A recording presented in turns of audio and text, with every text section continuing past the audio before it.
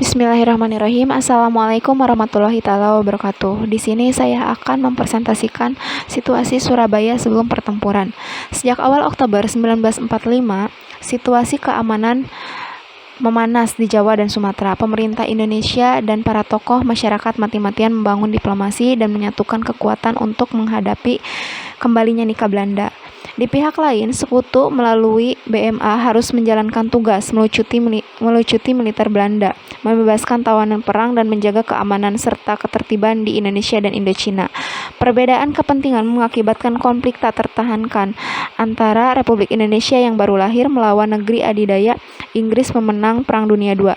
Kedatangan sekutu di Indonesia awalnya diterima dengan baik oleh pemerintah dan rakyat Indonesia, tetapi ternyata kedatangan sekutu diboncengi Nikah. Hal ini yang mengakibatkan berbagai macam pertempuran di berbagai kota. Pihak Indonesia menilai bahwa sekutu melindungi kepentingan Belanda dan Jepang berusaha menghalangi bangsa Indonesia dalam mempertahankan kemerdekaan Indonesia. Sekian yang dapat saya sampaikan. Assalamualaikum warahmatullahi wabarakatuh. Assalamualaikum warahmatullahi wabarakatuh. Di sini saya akan menjelaskan insiden Hotel Yamato yang merupakan pemicu dari pertempuran Surabaya. Insiden di Hotel Yamato ini adalah awal dari berbagai pertempuran yang terjadi antara Inggris dan Belanda melawan Indonesia. Jadi insiden ini terjadi sebulan setelah dibacakannya Teks Proklamasi Kemerdekaan Indonesia. Insiden Hotel Yamato ini terjadi di Surabaya dikarenakan Belanda mengibarkan bendera negara mereka di Hotel Yamato. Bendera tersebut berkibar di tiang paling atas di Hotel Yamato pada malam hari. Nah, pada pagi harinya masyarakat Surabaya itu merasa marah dan murka, mengakibatkan para pemuda di sana bersitegang dengan orang-orang Belanda yang ada di Hotel Yamato. Para pemuda yang diwakili oleh Presiden Sudirman yang didampingi oleh Sidik dan Hardiono mengadakan pertemuan dengan perwakilan orang Belanda di sana yang bertujuan untuk meminta Belanda untuk menurunkan bendera mereka, tetapi permintaan tersebut ditolak oleh perwakilan dari Belanda, yakni oleh Ploegman. Penolakan tersebut mengakibatkan para pemuda yang masih berada di luar gedung memanjat naik ke atas hotel dan menurunkan bendera Belanda. Setelah itu, mereka merobek bagian biru dari bendera tersebut dan hanya menyisakan dua warna, yakni merah dan putih, yang kemudian dipasangkan kembali ke puncak tiang. Nah, dalam insiden ini,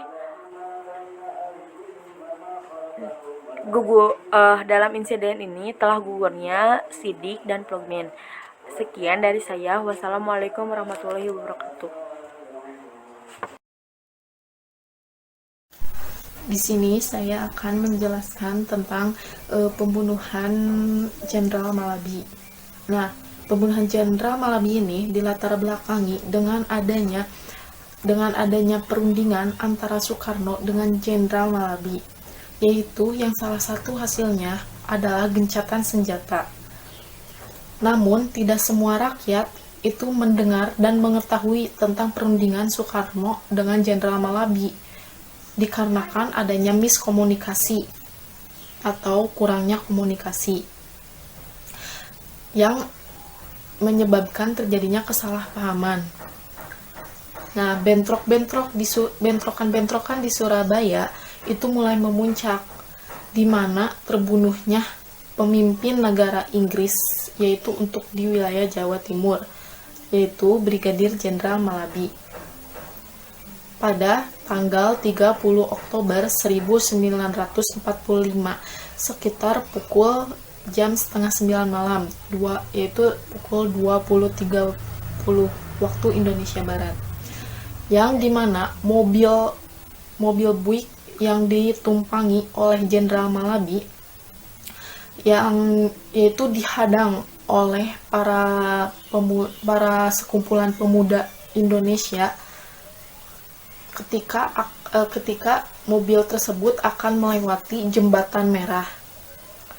Nah, terjadinya kesalahpahaman antara para pemuda dengan Brigadir Jenderal Malabi dan para pasukan lainnya, yaitu menyebabkan adanya tembak-menembak, dan tembak-menembak itu akhirnya mengenai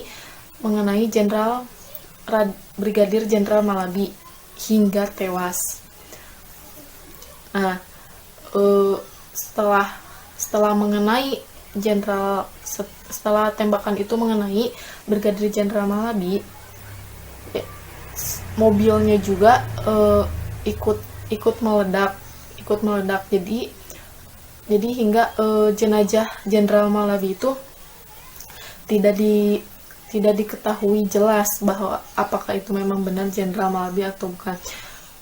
Setelah kematian Jenderal Malabi, pasukan Inggris itu sangat marah kepada warga pribumi.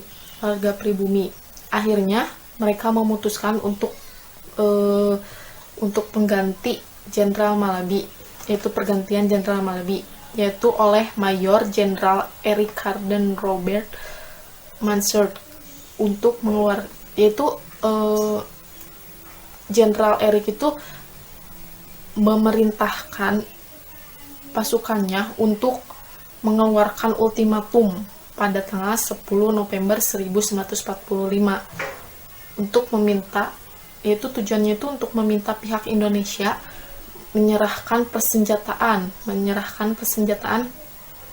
dan menghentikan perlawanan pada tentara Afni dan administrasinya. Assalamualaikum warahmatullahi wabarakatuh.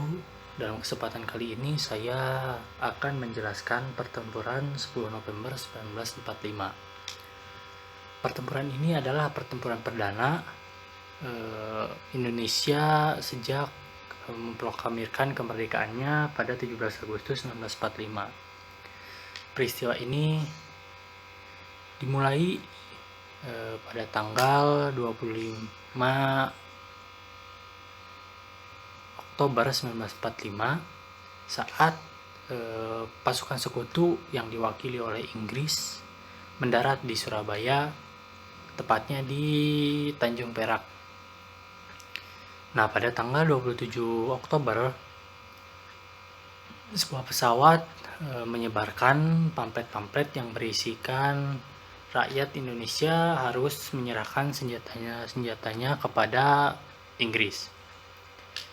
Nah, pada tanggal 30 Oktober, Jenderal Malabi terbunuh dalam baku tembak di Jembatan Merah. Hal ini membuat Inggris marah dan menggantikannya dengan Jenderal Robert Mansfield.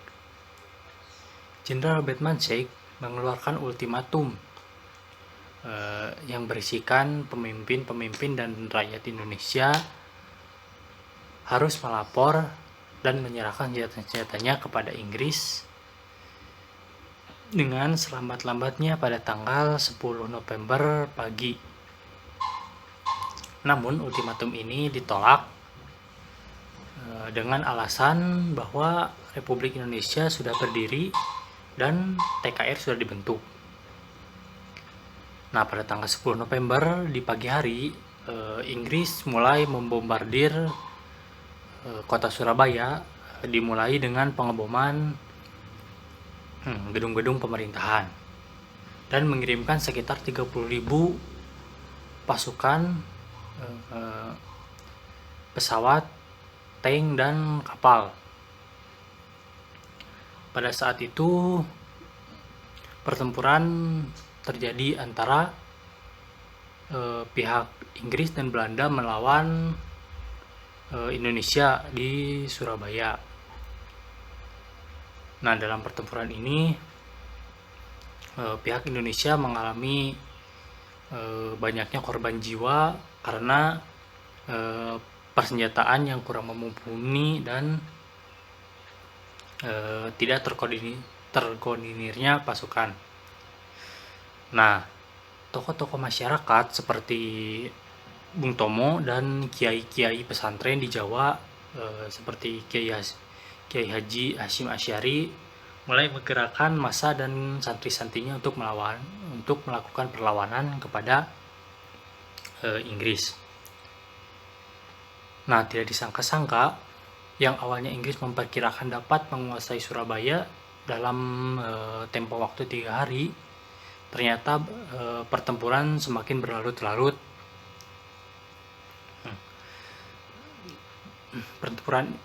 Pertempuran berdarah ini terjadi kurang lebih selama 3 minggu sebelum seluruh kota Surabaya jatuh ke tangan Inggris. Nah, dalam pertempuran ini pihak Indonesia mengalami korban jiwa sekitar 6.000 sampai 16.000 tewas dan sekitar 20.000 luka-luka. Nah, dan 600 sampai 2.000 menjadi korban di pihak sekutu. Peristiwa ini kemudian sampai sekarang dikenal sebagai Hari Pahlawan pada tanggal 10 November. Mungkin sekian pemaparan dari saya. Mohon maaf bila ada salah-salah kata dan salah penyampaian. Wassalamualaikum warahmatullahi wabarakatuh.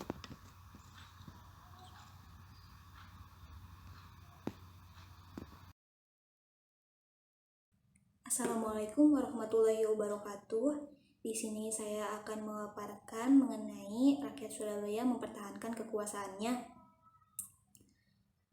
Pada tanggal 26 Oktober 1945 telah disepakati perjanjian antara Inggris dan pemerintah Surabaya.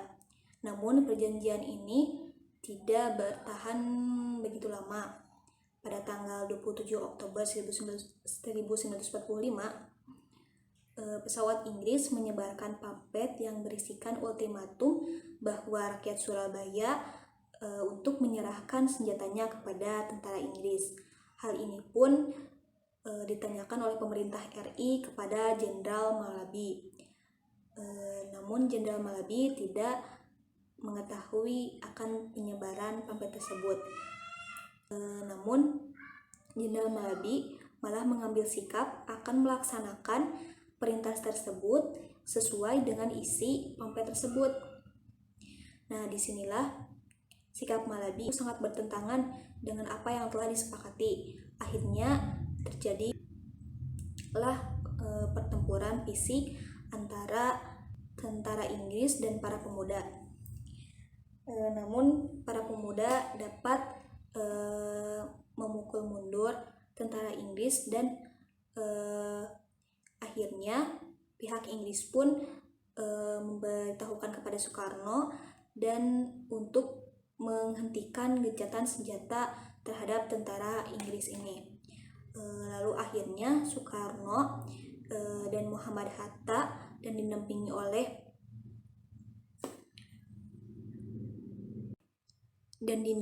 oleh Amir Syarifuddin mengadakan perundingan dengan Malabi untuk menghentikan gencatan senjata ini, dan akhirnya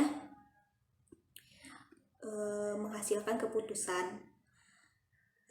Ada beberapa keputusan dan perundingan tersebut selesai pada tanggal 30 Oktober 1945. Namun ternyata di beberapa tempat masih terjadi pertempuran.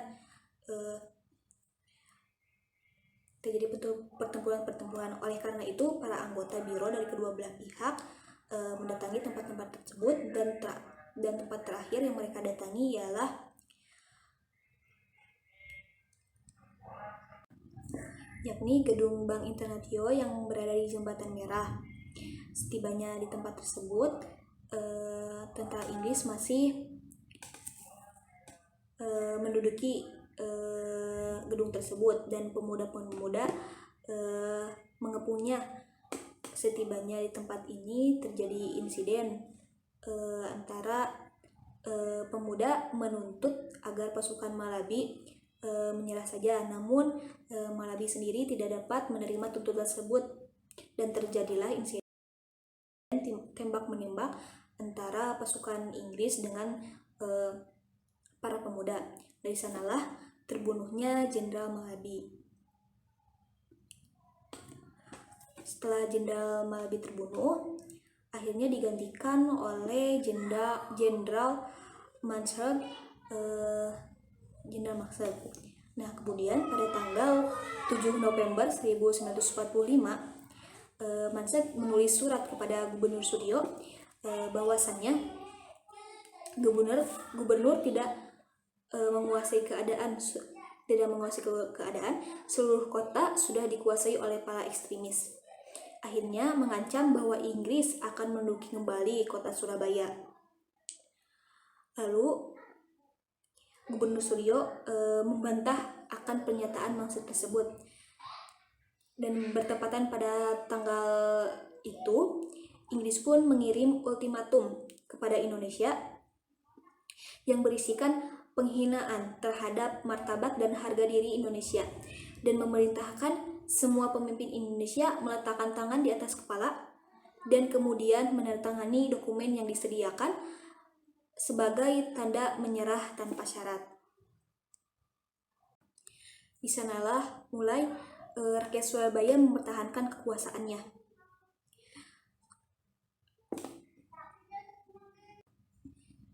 Setelah ultimatum itu terdengar dan tersebar luas, para pemuda telah mempersiapkan diri dalam pertahanan kota.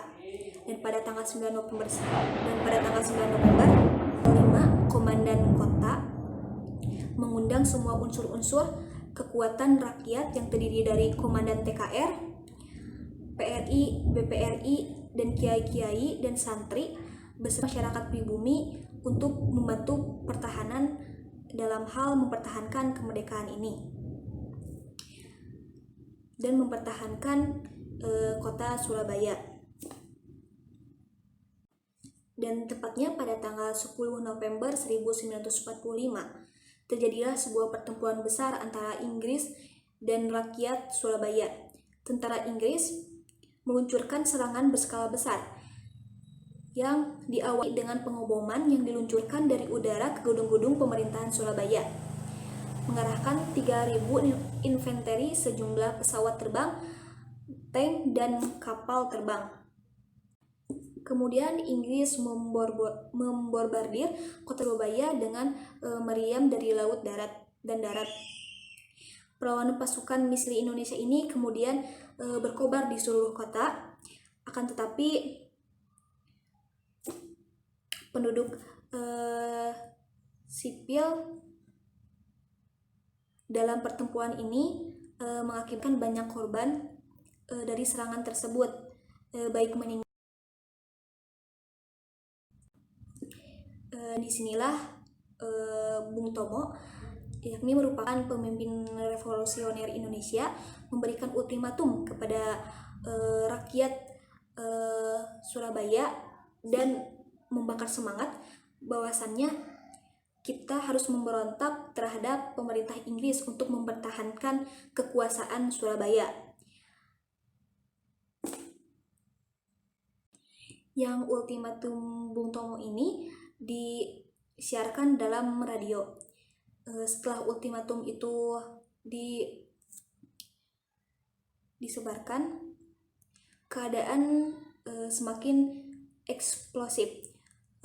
Kontak senjata yang pertama kali di Perak ini dimenangkan oleh pihak Inggris.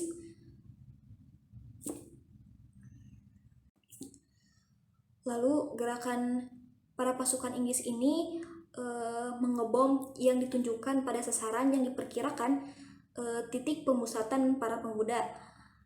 Namun para pemuda ini mempertahankan serangan dari Inggris hampir 3 minggu lamanya. Pertempuran ini terjadi, sektor demi sektor dipertahankan secara gigih oleh pasukan dan pemuda-pemuda rakyat Surabaya ini, walaupun pihak Inggris menggunakan senjata-senjata modern dan berat. Mungkin itu yang dapat saya sampaikan. Terima kasih. atas perhatiannya. Wassalamualaikum warahmatullahi wabarakatuh.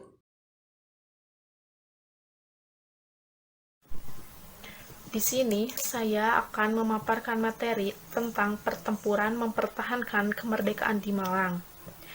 Persatuan dan kesatuan tekad rakyat dalam rangka mempertahankan kemerdekaan Indonesia, yaitu pada tanggal 17 Agustus 1945, baru memerdekakan dirinya dari penjajahan Jepang. Baru menjajahkan, tetapi mereka harus mengangkat senjata untuk mempertahankan juga kemerdekaannya. Di seluruh pelosok Indonesia, rakyat bersama TNI itu bergabung bahu-membahu guna mempertahankan Indonesia agar tidak dijajah kembali oleh bangsa lain. Nah, banyak terjadinya perlawanan, yaitu yang salah satunya perlawanan terhadap Keresidenan Malang di Jawa Timur. Bangsa sekutu yang masuk ke Kota Malang itu yang diwakili oleh bangsa Inggris, yaitu Afney, yang diboncengi juga oleh Nica dengan membawa tugas-tugasnya. Nah, sekutu juga selain memiliki tugas masing-masing, dia juga memiliki misi rahasia, yaitu ingin mengembalikan Indonesia kepada administrasi Belanda. Oleh karena itu, rakyat Indonesia menolak keras karena tidak setuju atas misi rahasia tersebut, yaitu warga-warga pribumi juga langsung tidak senang gitu, dan terjadinya perlawanan, yaitu guna mempertahankan kemerdekaan di Malang tersebut. Nah, pada agresi militer pertama, yaitu ke Jawa Timur, diambil dengan yaitu diawali dengan penerobosan pertahanan Tentara Nasional Indonesia atau TNI yang didorong oleh Brigade KNIL dari Divisi A yang berpangkalan di Surabaya. Nah, pada tanggal 21 sampai 22 Juli 1947 itu Belanda melakukan pemboman di Kota Malang dan berhasil menduduki sebelah utara Lawang. Nah, pada tanggal 23 Juli 1947 Belanda mulai menerobos dan mengacaukan pertahanan TNI. Jadi Belanda mulai menerobos pertahanan TNI Indonesia. Nah, pada keesokan harinya TNI dan warga pribumi tersebut bersatu itu mencoba menerobos kembali.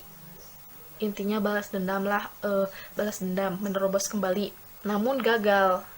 Rencananya itu gagal. Nah, pada tanggal 25 Juli 1945 pasukan Belanda itu berhasil menerobos pertahanan Indonesia itu di Singosari. Namun berhasil dipukul mundur juga, sehingga mereka mundur kembali ke Lawang. Nah, 3 hari setelah kegagalan Belanda, itu mereka melakukan serangan lagi ke Singosari. Namun mereka mendapatkan perlawanan yang sangat sengit dari TNI. Nah, pada sore harinya Belanda itu mundur kembali lagi ke Lawang. Pada tanggal 30 Juli keesokan harinya itu Belanda melakukan serangan udara besar-besaran dan berhasil menuduk pangkalan Singosari. Nah, sepekan pasca agresi militer 1 itu, dari tanggal yang pada tanggal 21 Juli 1947 itu Konokolijki Landmacht dan